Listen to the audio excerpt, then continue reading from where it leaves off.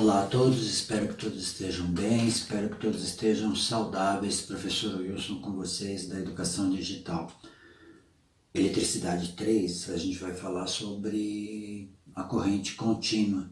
Só que antes da gente falar sobre a corrente contínua, sobre a alternada ainda, é interessante que vocês saibam que se eu mudar o pino que está conectado no orifício, não vai mudar nada, vai acender do mesmo jeito a lâmpada ou o aparelho que ele estiver conectado.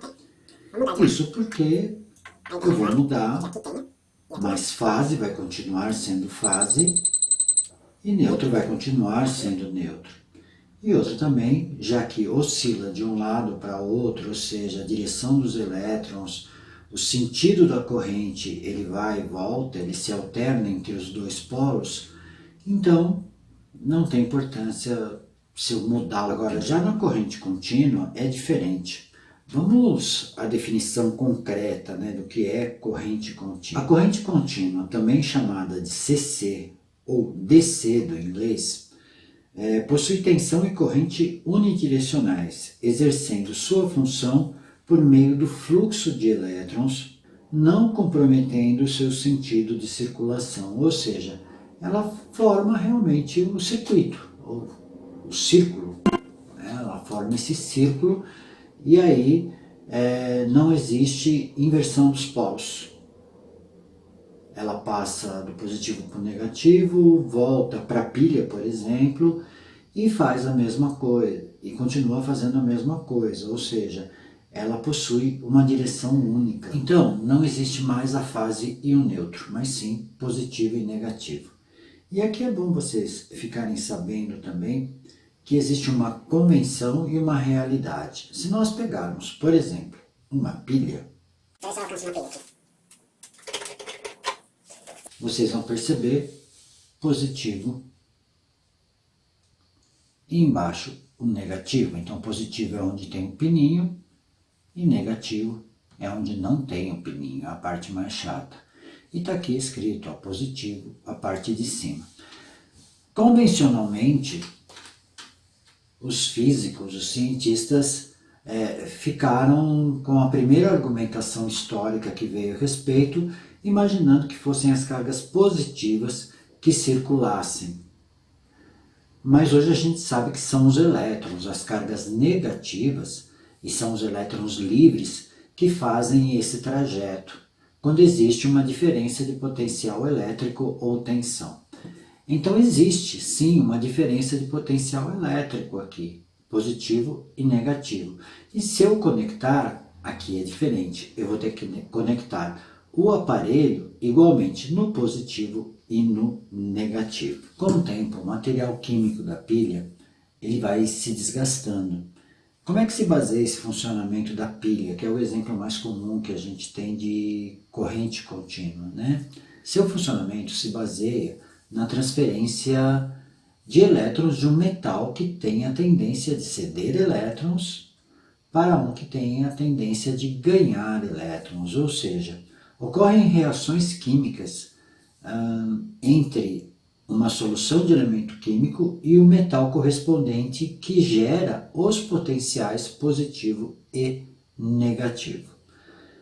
Lembrando que quando você tem um material com mais elétrons livres, o outro com menos, quando fechamos o circuito, os elétrons livres percorrerão de forma ordenada, gerando a corrente elétrica.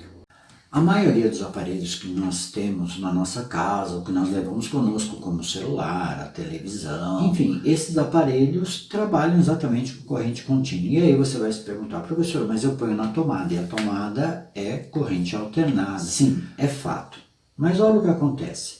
Componentes eletrônicos dentro dessa caixinha que vocês estão vendo aqui, que nós chamamos de carregador, retificam a tensão e corrente alternada que vem da tomada e a transformam em contínua, inclusive reduzindo essa tensão.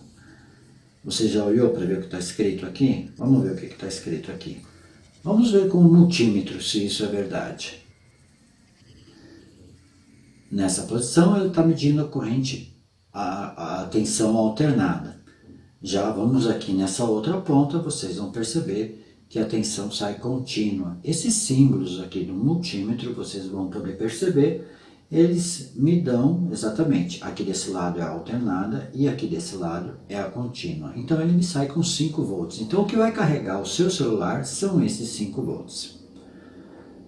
Vamos trabalhar um pouquinho com simuladores para vocês entenderem melhor. Olha aqui no simulador que eu estou mostrando para vocês. Agora eu estou formando um circuito com corrente alternada e aqui corrente contínua. E aí vocês vão perceber que aqui, lembra que eu falei do sentido convencional e do sentido real?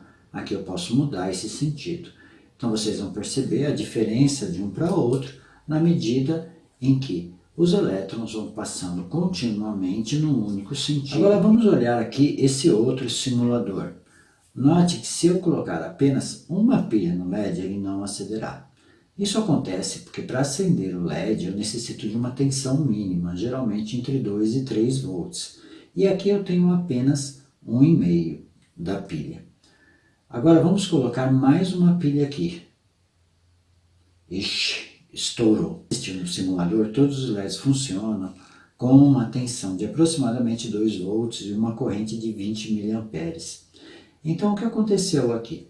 Eu tenho que fazer alguma coisa para reduzir essa tensão e essa corrente que passa por dentro do LED para que o LED não estoure com 3 volts. Então, aqui nós temos os resistores. E o que são esses resistores? São componentes eletrônicos cuja principal função é limitar o fluxo de cargas elétricas por meio da conversão da energia elétrica em energia térmica, ou seja, ele esquenta. E aí ele retém a corrente e aí possibilita que nós tenhamos o acendimento do LED. Agora vamos ver isso na prática aqui com alguns elementos simples. Mas primeiro a gente vai ver sempre tentando fazer com coisas usadas para vocês notarem. E olha só o que eu descobri primeiro, né? O alumínio também é condutor. E aqui com o LED, como uma corrente não é grande, dá para a gente fazer uma experiência aqui com o LED. E eu vou supor aqui que eu não tenho aqueles suportes de pilha. Vamos fazer sem o suporte de pilha para a gente ver como é que é isso.